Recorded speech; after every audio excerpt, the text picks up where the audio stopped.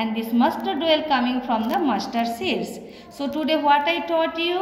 I taught you about the main crops of Bangladesh. So today my lesson is completed. Yesterday I taught you about our motherland. Our motherland name is Bangladesh and the capital of Bangladesh is Dhaka, and Bay of Bengal, the south of the motherland. Our neighboring countries are India and Myanmar.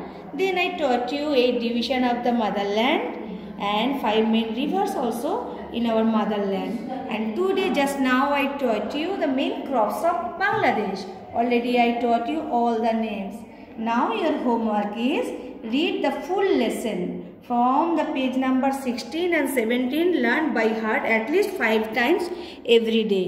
Tomorrow I will give you the question answer.